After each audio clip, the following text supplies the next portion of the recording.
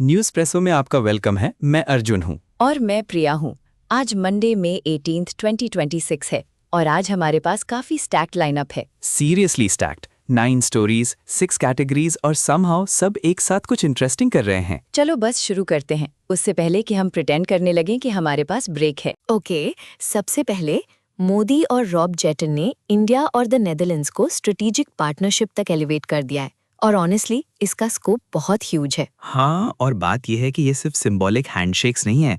उन्होंने defence, critical minerals, tech, water management और energy में 17 अग्रीमेंट्स अनाउंस किए। वेट, तो प्रैक्टिकल टर्म्स में इसका रिलेशनशिप पर क्या मतलब है? बेसिकली 2026 से 2030 तक का एक रोड मैप, यही इंपॉर्टेंट पार्ट है। इससे पार्टनरशिप को स्ट्रक्चर मिलता है, सिर्फ नाइस फोटो ऑप नहीं। मैंने इस एंगल से सोचा नहीं था और लगता है वे बहुत सारी रियल वर्ल्ड चीजों को भी जोड़ रहे हैं। ports, shipping, even freedom of navigation through choke points like the Strait of Hormuz. Right, और मैरिटाइम एंगल बहुत डेलिब्रेट है। Safe green ports, digital shipping और ट्रेड रूट्स को ओपन रखने पर एक शेयर्ड लाइन। और फिर कल्चरल पीस भी है। चोला कॉपर प्लेट्स की रेस्टिट्यूशन, वो क्वाइटली पावरफुल फील होता है भी। 11th सेंचुरी आर्टिफैक्ट का मॉडर्न स्ट्रेटेजिक विजिट के हिस्से के तौर पर वापस आना एग्जैक्टली वही चीज है जो डिप्लोमेसी को लेस एब्स्ट्रैक्ट बनाती है। और बिजनेस साइड भी छोटी नहीं है।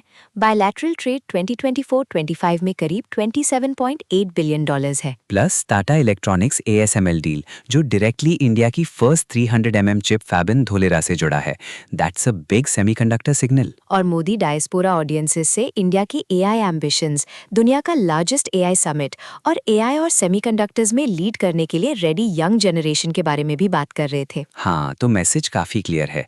ट्रेड, टेक, डिफेंस, कल्चर और ग्रीन इंफ्रास्ट्रक्चर सब एक ही लेन में पुल किए जा रहे हैं। ओके, पार्टनरशिप से पेपर वर्क की तरफ चलते हैं विथ वेरी रियल कॉन्सिक्वेंसेज। हाँ, वो तो ऑलरेडी ऑमिनस लग रहा है। डिपार्टमेंट ऑफ होमलैंड सिक्योरिटी ने USCIS के लिए एक नया इंटरिम रूल इशू किया है और शॉर्ट वर्जन ये है, एक बैड सिग्नेचर अब फाइलिंग के बाद भी उसे सिंक कर सकती है। That sounds brutal. तो अगर किसी से मिस्टेक हो जाए, क्या बाद में फिक्स नहीं कर सकते? एग्जैक्टली। इस रूल के तहत अगर सिग्नेचर डिफिशिएंट है तो USCIS बाद में भी पिटिशन रिजेक्ट या डिनाई कर सकता है। फाइलिंग के बाद कोई क्योर नहीं है। ये तो ऐसा रूल है जो एक टाइनी मिस्टेक को मंथ्स ऑफ लॉस्ट वर्क में बदल सकता है। और लॉस्ट मनी भी।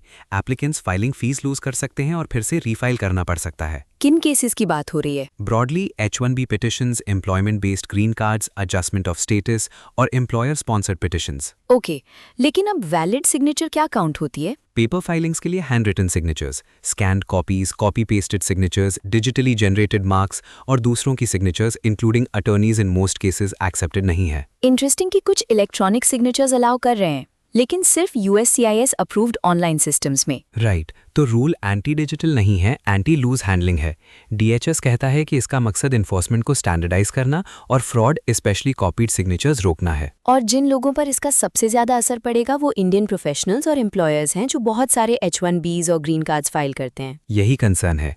क्रिटिक्स को हायर डिनाइल रेट्स और वेस्टेड कॉस्ट्स की वरी है अगर एक सिग्नेचर इशू लेट प्रोसेसिंग में केस को ब्लो अप कर दे। पब्लिक कमेंट ओपन है तो है, लेकिन एप्लीकेंट्स के लिए मैसेज काफी स्टार्क है। फाइलिंग अब ऑलमोस्ट किसी भी स्टेज पर सिग्नेचर इशू से टॉपल हो सकती है। ऑल राइट, वीजाज और रूल से चलते हैं एक नए कैबिनेट की तरफ जहां पावर मैप बहुत एक्सप्लिसिटली ड्रॉ किया जा रहा है। तमिलनाडु का TV के कैबिनेट शेप ले रहा है और बड़ा डिटेल ये है कि C. जोसेफ विजय होम पोर्टफोलियो खुद अपने पास रख रहे हैं। और सिर्फ होम नहीं, पब्लिक एडमिनिस्ट्रेशन और पुलिस भी उन्हीं के पास है। That's a very hands on setup. तो कोर गवर्नेंस साइड पर वो टाइट ग्रिप रख रहे हैं। एग्जैक्टली।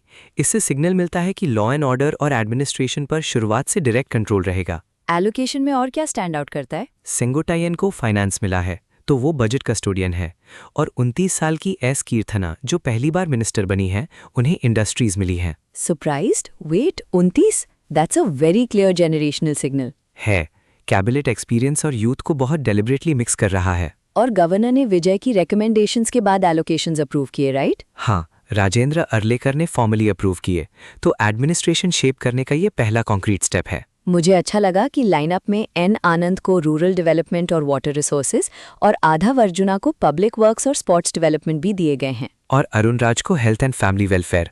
तो पार्टी कंट्रोल और ब्रेथ दोनों प्रोजेक्ट करने की कोशिश कर रही है। और लगता है कि असेंबली सेशन की तरफ बढ़ते हुए वो पुलिस, वेलफेयर और एडमिनिस्ट्रेशन में इमीडिएट अकाउंटेबिलिटी चाहते हैं। हाँ, और स्ट्रक्चर खुद गवर्निंग स्टाइल बता देता है। सेंट्रलाइज्ड, विजिबल और बहुत ज़्यादा विजय के अराउंड एंकर्ड। ओके, एक और गवर्नमेंट स्टोरी, और ये कोर्ट्स के बारे में है जो अपनी वर्कलोड के साथ मैच करने की कोशिश कर रहे हैं। गवर्नमेंट ने सुप्रीम कोर्ट को 4 जजेस से एक्सपैंड करने के लिए ऑर्डिनेंस इशू किया है, जिससे बेंच 33 रेगुलर जजेस से बढ़कर 37 हो जाएगी। तो चीफ जस्टिस अलग काउंट करें तो टोटल 38? एग्जैक्टली ये एक प्रिसाइज लीगल चेंज है। सुप्रीम कोर्ट नंबर ऑफ जजेस एक्ट 1956 में 33 की जगह 37 कर दिया गया है। पेपर पर ये छोटा लगता है, लेकिन इससे कोर्ट की कैपेसिटी काफी बदल जाती है। यही आइडिया है। गवर्नमेंट कहती है कि कोर्ट की पेंडेंसी बहुत हाई है और ज्यादा जजेस हियरिंग्स तेज करेंगे और लंबे वेट्स कम करेंगे। Union law minister Arjun Ram Meghwal ने एक्स पर अनाउंस किया था, राइट? हाँ, और कैबिनेट पहले ही प्रपोजल क्लियर कर चुका था। अब ऑर्डिनेंस को दोनों हाउसेस के सामने जब वे फिर बैठेंगे रखना होगा। और अगर पार्लियामेंट अप्रूव नहीं करता तो लैप्स हो जाएगा, या तो अगर दोनों हाउसेस डिसअप्रूव कर दें या रीअसेंबली के 6 हफ्तों के भीतर अप्रूव ना हो। एक्सपर्ट्स कॉशियसली सपोर्टिव लग रहे हैं, बट कैविएट के साथ। बहुत ज्यादा। मोर जजेस हेल्प करते हैं, लेकिन वो ये भी कहते हैं कि इंफ्रास्ट्रक्चर, बेंचेस और फास्टर प्रोसेसेस भी मैटर करते हैं। तो ये कोई मैजिक फिक्स नहीं है? नो, ये करंट गवर्नमेंट के तहत सेकंड एक्सपेंशन है 2019 इंक्रीज के बाद। और अब सवाल ये है कि नए जजेस को क्या सच में ऐसे डिप्लॉय किया जाएगा जिससे केसेस तेजी से मूव करें। और ऑर्डिनरी पीपल के लिए जो डिसीजंस का वेट कर रहे हैं, डिप्लॉयमेंट वाला पार्ट ही असली कहानी है। एग्जैक्टली। ओके, कोर्टरूम से मार्केट्स की तरफ चलते हैं, जहां लोग पॉलिसी को अपनी वॉलेट में बहुत डायरेक्टली महसूस कर रहे हैं। मैसूरू में गोल्ड सेल्स रिपोर्टेडली करीब 40% गिर गई हैं, क्योंकि गोल्ड पर इंपोर्ट ड्यूटी 6% से बढ़ाकर 15% कर दी गई, और ये डिमांड पर बहुत विजिबल हिट है। 40% ह्यूज है, तो शॉपर्स बस पीछे हट रहे हैं क्योंकि प्राइसेस बहुत स्टीप हो गए। वो भी, और सरकार ने रूल्स भी टाइटन किए। 22 कैरेट गोल्ड बहुत प्राइसियर हो गया है, और प्राइम मिनिस्टर मोदी ने ऑस्टेरिटी अर्ज की है और नॉन एसेंशियल परचेजेस से बचने की वार्निंग दी है। तो लोगों को ज्वेलरी खरीदने से पहले 2 बार सोचने के लिए पुश किया जा रहा है। एग्जैक्टली, और कुछ लोग फ्रेश परचेजेस की बजाय पुराना गोल्ड रिसाइकिल भी कर रहे हैं। इस पॉलिसी का लॉजिक क्या है? नॉन एसेंशियल इंपोर्ट बिल्स कर्ब करने और रुपी पर प्रेशर कम करने के लिए। बैकग्राउंड में weak external funds, higher oil costs और सॉफ्टर पोर्टफोलियो इनफ्लोज हैं। और सिल्वर भी पिक्चर में है, राइट? हाँ, इंडिया ने सिल्वर इंपोर्ट्स को रिस्ट्रिक्टेड रेजिम में डाल दिया है, लाइसेंसिंग और आरबीआई ओवरसाइट के साथ। इससे वाइडर फ्री एक्सेस रिप्लेस हो गया। तो दोनों मेटल्स पर स्क्वीज है। Pretty much. Gold forex reserves को मैनेज करना है अमिड वेस्ट एशिया टेंशंस, लेकिन एनालिस्ट्स वार्न कर रहे हैं कि डोमेस्टिक प्रीमियम्स बढ़ सकते हैं और डिमांड बुलियन एक्सचेंजेस की तरफ शिफ्ट हो सकती है। क्या इससे इनफॉर्मल चैनल्स में एक्टिविटी बढ़ सकती है? इंडस्ट्री वॉइसेस को यही वरी है। हाँ, गवर्नमेंट कहती है इंपोर्ट्स पूरी तरह शट ऑफ नहीं किए जा रहे, बस नॉन एसेंशियल्स के लिए एक्सेस हार्डर बनाया गया है। तो हाउस होल्ड्स अभी हायर प्राइसेस देख रहे हैं और पॉलिसी मेकर्स बाद में सिस्टम पर प्रेशर कम करने की कोशिश कर रहे हैं। यही ट्रेड ऑफ है, और मार्केट प्रीमियम, स्प्रेड्स और कितना सप्लाई ऑथराइज चैनल से एक्चुअली फ्लो करता है, ये सब वॉच कर रहा है। ओके, प्रेशियस मेटल से कुछ और स्ट्रेटेजिकली शाइनी चीज की तरफ, चिप्स। टाटा इलेक्ट्रॉनिक्स और ASML ने एक MOU साइन किया है ताकि गुजरात के ढोलेरा में टाटा की 300 mm सेमीकंडक्टर फैब्रिकेशन प्लांट को एस्टैब्लिश और रैंप अप करने में मदद मिल सके।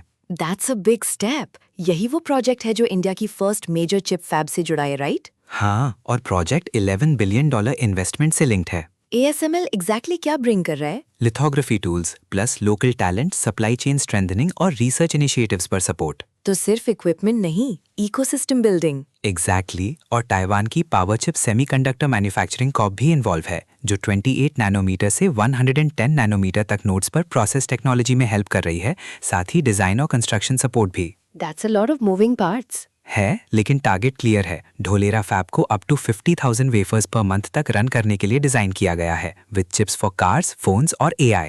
और प्रोडक्ट मिक्स में power management ICs, display drivers, micro controllers और हाई परफॉर्मेंस कंप्यूटिंग लॉजिक शामिल हैं। राइट, तो ये सिर्फ एक नीश प्रोडक्ट नहीं है, ब्रॉड मैन्युफैक्चरिंग पुश है। मुझे अच्छा लगा कि इसे वाइडर इंडिया नेदरलैंड्स पार्टनरशिप का हिस्सा भी बताया गया। इससे डिप्लोमेसी को एक्चुअल इंडस्ट्रियल सब्सटेंस मिलता है। यही की पॉइंट है। विजिट सिर्फ सेरेमनी के बारे में नहीं था, डोमेस्टिक सेमीकंडक्टर इकोसिस्टम बनाने और फॉरेन सप्लाई चेन्स पर डिपेंडेंस कम करने के बारे में था। ऑलराइट, मैन्युफैक्चरिंग से क्लासरूम्स की तरफ, और ये वाला काफी डिबेट स्पार्क करेगा। CBSE ने क्लास 9 के लिए 1 जुलाई 2026 से 3 लैंग्वेज फॉर्मूला ऑर्डर किया है, और रिएक्शन ऑलरेडी काफी इंटेंस है। हाँ, क्योंकि टाइमिंग ऑकवर्ड है।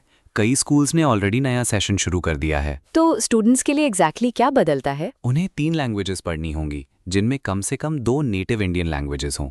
फॉरेन लैंग्वेजेस तभी ऐड की जा सकती हैं जब 2 इंडियन लैंग्वेजेस ऑलरेडी चुनी गई हों या एक फोर्थ ऑप्शन के रूप में। और ये NEP 2020 और NCSC 2023 फ्रेमवर्क से जुड़ा है। करेक्ट। CBSE कहता है कि third language class 10 board exam में टेस्टेड नहीं होगी। स्कूल्स इंटरनली असेस करेंगे और सर्टिफिकेट पर इंक्लूड करेंगे। वो पार्ट प्रेशर थोड़ा कम कर सकता है। मे बी 2 कंसर्न अभी भी रेडीनेस को लेकर है।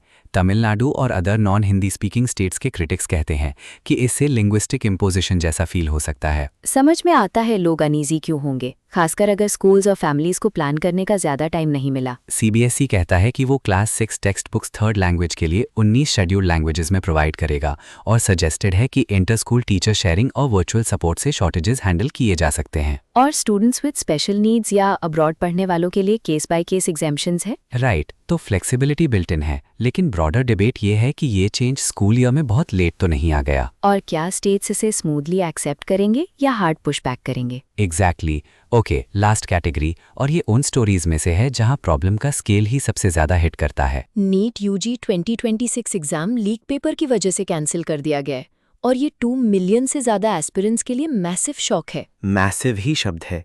CBI इंक्वायरी ऑलरेडी 9 अरेस्ट तक पहुंच चुकी है और वे वाइडर इनसाइडर नेटवर्क ट्रेस कर रहे हैं। तो ये कोई आइसोलेटेड लीक नहीं था। No, summary points to insiders connected to NTA helping botany, zoology और केमिस्ट्री क्वेश्चन सर्कुलेट करने में। सेंट्रल फिगर्स कौन है? 2 self style masterminds, PV Kulkarni, Latur के रिटायर्ड केमिस्ट्री प्रोफेसर, और मनीषा गुरुनाथ मांधारे, पुणे की बॉटनी टीचर, जिन्हें NTA ने एक्सपर्ट अपॉइंट किया था और जिनकी सेंसिटिव पेपर्स तक एक्सेस थी। यही वो ब्रीच है जो ट्रस्ट हिला देता है। मांधारे पर आरोप है कि उन्होंने पुणे में स्पेशल कोचिंग सेशंस रन किए जहां उन्होंने ऐसे क्वेश्चंस डिस्क्लोज किए जो May 3 पेपर से मैच करते थे।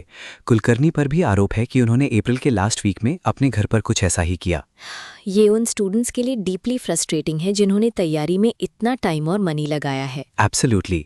नेटवर्क में मनीषा वाघमारे भी हैं जिन्होंने रिक्रूटमेंट ऑर्गेनाइज की और जो ऑलरेडी अंडर अरेस्ट हैं, और नाशिक, दिल्ली और अदर लोकेशंस में रेड्स भी हुए हैं। गवर्नमेंट ने बताया है कि आगे क्या होगा? उन्होंने स्ट्रॉन्गर सेफगार्ड्स का प्रॉमिस किया है और जून 21 रीटेस्ट प्लान कर रहे हैं, जबकि CBI लीक्स की चेन और मनी ट्रेल्स मैप कर रही है। और कर्नाटका और तमिलनाडु जैसे states already alternative entrance models की बात कर रहे हैं। हाँ, क्योंकि अब ये सेंट्रलाइज टेस्टिंग और सिस्टम कितनी वल्नरेबल है, इस पर बड़ा सवाल बन गया है। यहाँ ह्यूमन कॉस्ट बहुत महसूस होती है, एंग्जाइटी, प्लानिंग, फैमिली इन्वेस्टमेंट। हाँ, और ट्रस्ट डेफिसिट वही चीज़ है जो बची रहती है। ऑलराइट, खेल के साथ खत्म करते हैं, जहां कम से कम ड्रामा फील्ड पर होता है, सिस्टम ब्रेकडाउन में नहीं। दिल्ली कैपिटल्स ने अरुण जेटली स्टेडियम में राजस्थान रॉयल्स के खिलाफ बड़ा विन निकाला, 194 चेस करते हुए 4 बॉल्स बाकी रहते। That sounds much calmer than scoreline probably feel हुई होगी। एग्जैक्टली।